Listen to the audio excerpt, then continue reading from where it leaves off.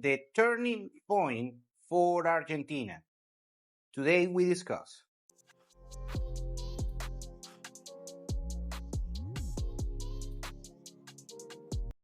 Argentina is on vogue right now, and many people around the world attribute this to the election of Javier Milei in late 2023, that he became the first libertarian president in basically the whole world, in history. You may argue there are a couple of other quote-unquote libertarian presidents.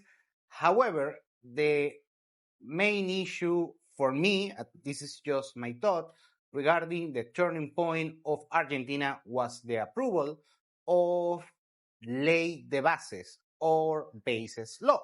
The full name is the Law of the Bases and Starting Point of the Freedom of Argentinians. This particular name inspired by the thoughts of Juan Bautista Alberdi.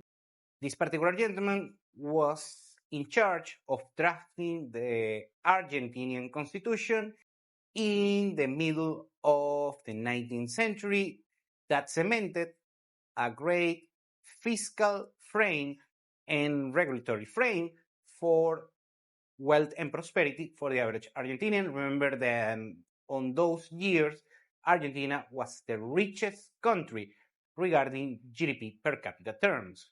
Also, you have to remember that Javier Milei, he is a great admirer of Juan Bautista Alberdi, and he wanted, pay a tribute on the name of this particular law.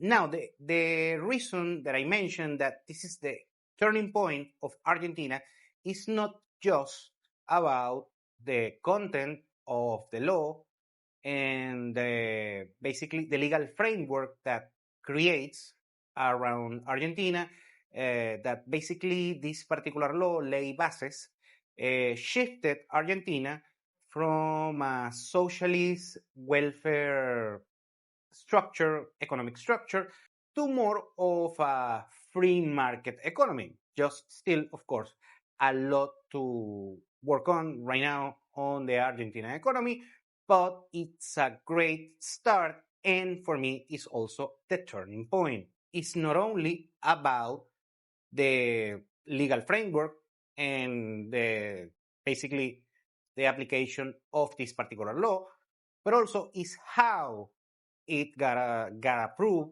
on the first place, because the biggest issue regarding Argentina and Argentinian economics is politics.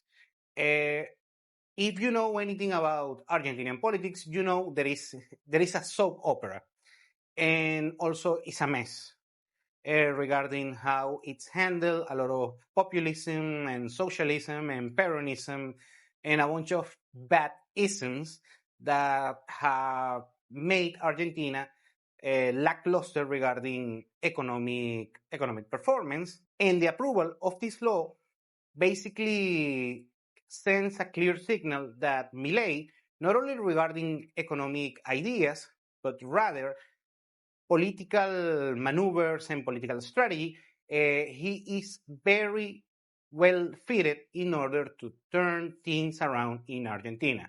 First, let's discuss what this particular Ley Bases or Bases Law is all about. Basically, it sets the framework for 7 different aspects of the Argentinian economy. First, deregulations. This is something that has been going on right now in the past since Milei took office. And Milei himself established a Ministry of Deregulations led by this particular gentleman, Federico Sturzenegger. That this particular Ministry of Deregulations will be something similar as in the United States, Donald Trump wants to implement with DOGE, the Department of Government Efficiency, with Elon Musk. Well, we have to see how everything turns out in the US.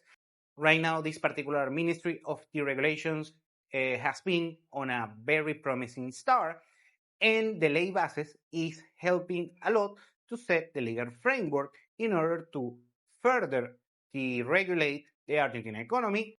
Therefore, Argentina can become a more free market efficient economy. Now, this particular basis law also involves a lot of aspects and issues that are going to be tackled throughout the economy.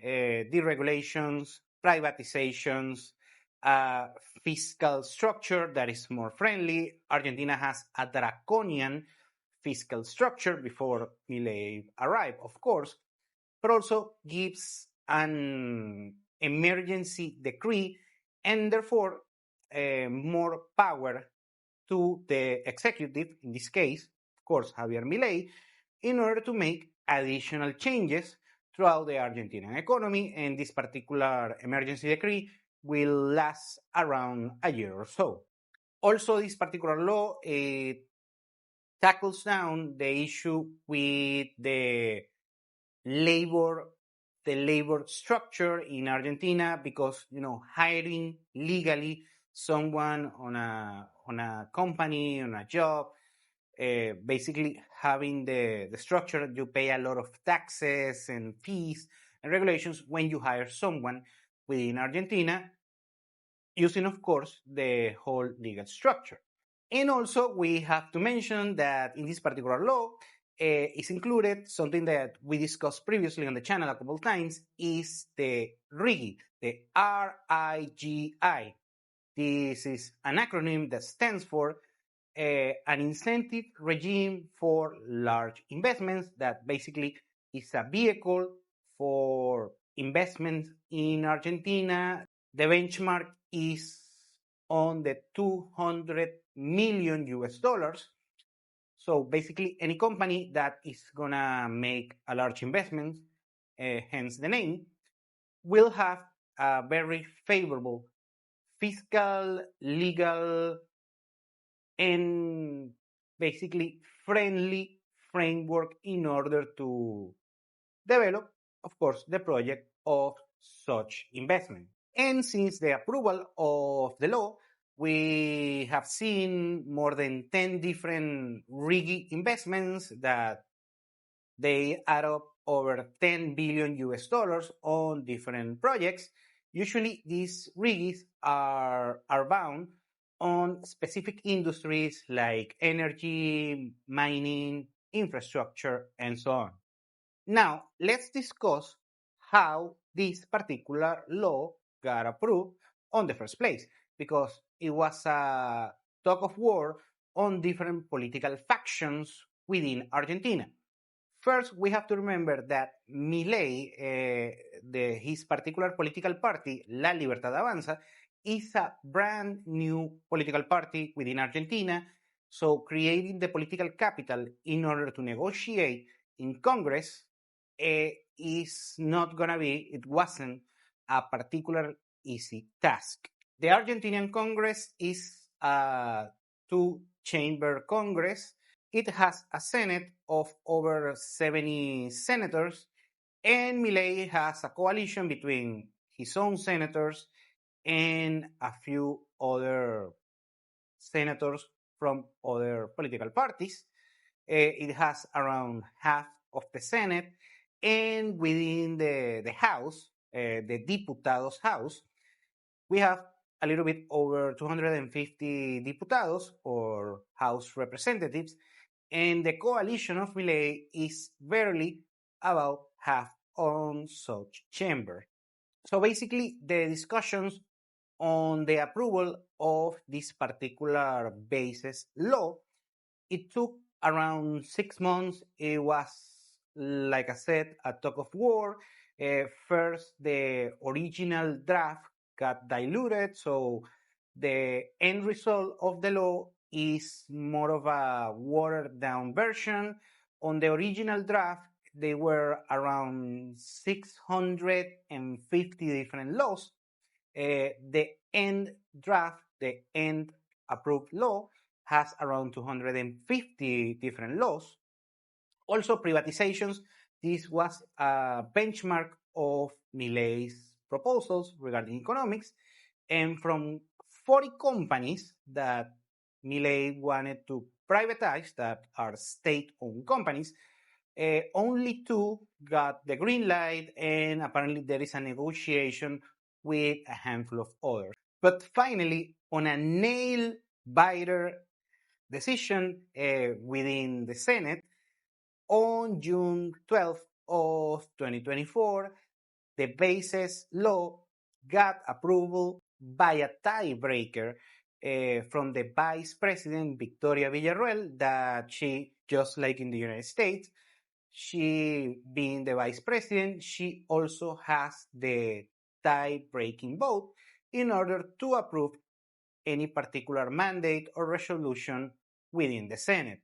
And then on June 27th of 2024, it also got approved on the Congress of the Argentinian House of Representatives. This time, the difference was a little bit more, more thick, still on a razor thin margin. The basis law got approved with 144 votes out of 256. And such approval took 14 different political parties in order to get such political capital within the House of Representatives. Now, the approval of such law got a significant backlash from the Argentinian society, at least a significant cohort of the Argentinian society. Remember, the mindset in Argentina until recently, and still on a handful of the Argentinian society, is a Peronist, socialist, populist, protectionist mindset, that they have this particular mindset that the average Argentinian should live throughout welfare and high taxes and things like that. That's actually the main reason why Argentina is not a quote-unquote rich country. So you have a bunch of civil organizations, unions, syndicates, public colleges, public students, old people, and so on, that they were backlashing and protesting and manifesting against the approval of such law. And on the month of February of 2024, and also on June on 2024, when the law got finally approved, well, there was significant manifestations, and at some moment, the public narrative is that Milei, on the worst case scenario, could suffer the destiny of De la Rúa. He was a former president in Argentina that he got exposed from his charge on the early 2000s. And many people on the left-leaning population and populist socialist population of Argentina, they were aiming to cause the significant social unrest that caused the oust of De la Rúa and a same fate for Milei.